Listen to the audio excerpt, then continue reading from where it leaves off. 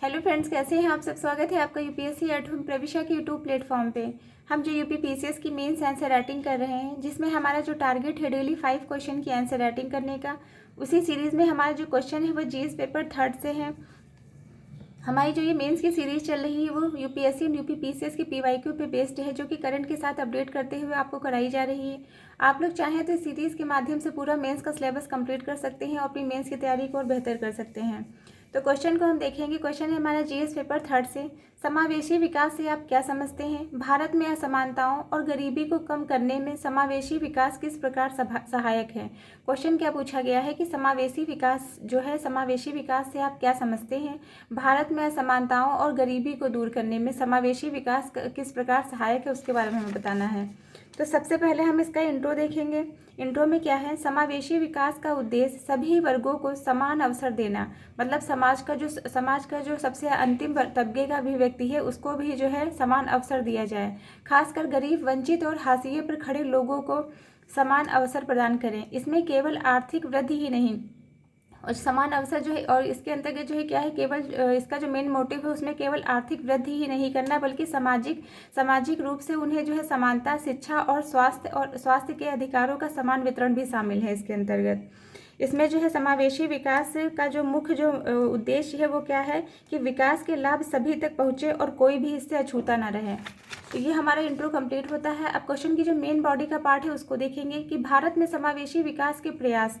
पहला क्या है, गरीबी उन्मूलन, और दूसरा है शिक्षा, फिर है स्वास्थ्य, लैंगिक समानता, फिर रोजगार।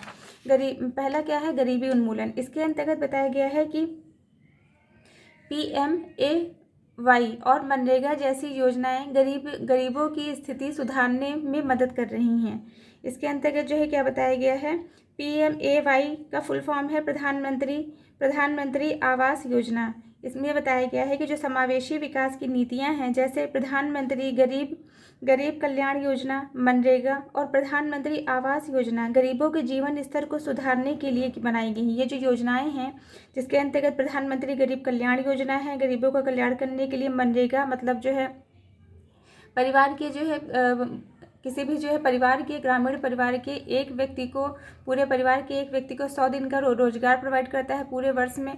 तो इसमें जो है ये इसके अंतर्गत मनरेगा के अंतर्गत आता है। फिर क्या है, प्रधानमंत्री आवास योजना, इसके अंतर्गत जो है आवास प्रोवाइड कराया जाता है। गरीबों के जीवन स्तर को सुधारने के लिए ये सारी स्कीमें बनाई गई हैं। इन योजनाओं से गरीबी रेखा के नीचे जो जीवन यापन करने वाले जो लोग हैं उनको लाभ मिल रहा है और उनकी आर्थिक स्थिति में सुधार हो रहा है। दूसरा क्या है, शिक्षा। इसके अंतर्गत बताया गया है कि राष्ट्रीय शिक्षा नीति 2020 और मिड डे मील योजना से शिक्षा में समान अवसर।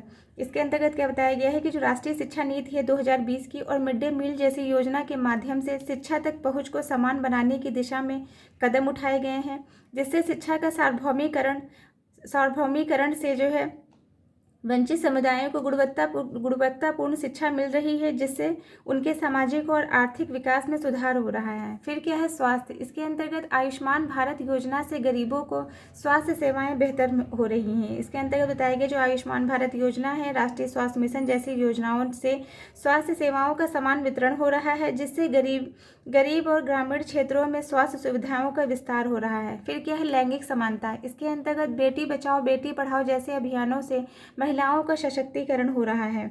समावेशी विकास का एक और महत्वपूर्ण पहलू है महिलाओं और बच्चों का सशक्तिकरण करना, जैसे बेटी बचाओ बेटी पढ़ाओ जैसे अभियानों के तहत महिला शिक्षा, सुरक्षा और अधिकारों पर जोर दिया गया है।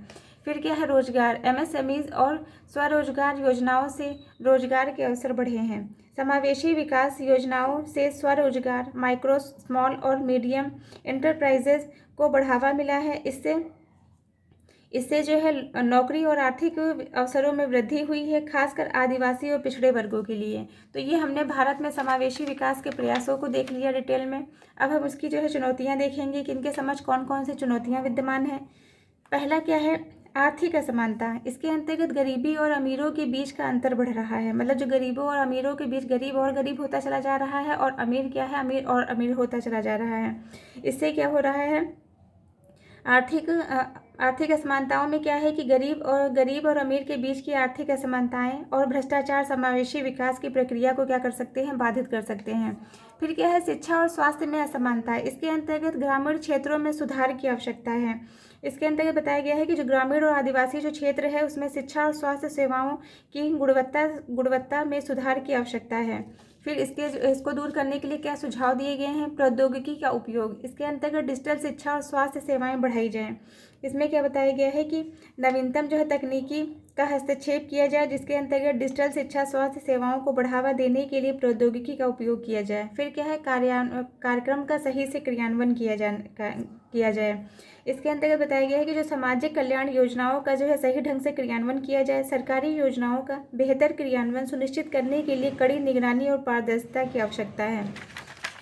तो ये हमारा जो है क्वेश्चन का जो मेन बॉडी का पार्ट था वो कंप्लीट होता है। अब इसका कंक्लूजन देखेंगे। समावेशी विकास ने गरीबी और असमानताओं को कम करने में मदद की है, लेकिन इसके प्रभाव कार्यान्वयन और सुधार की आवश्यकता है। मतलब इसमें बताया गया है कि जो समावेशी विकास है उसने न केवल गरीबी को दूर करने, असमानताओं को कम करने के लिए आवश्यक है, बल्कि यह समाज के प्रत्येक वर्ग के विकास में भागीदार बनाता है। भारत में समावेशी विकास की नीतियाँ गरीबी और सामाजिक असमानताओं को दूर करने में सहायक सिद्ध हो रही हैं, लेकिन इन नीतियों के प्रभावी क्रियान्वयन के लिए निरंतर प्रयास और सुधार की आवश्यकता है।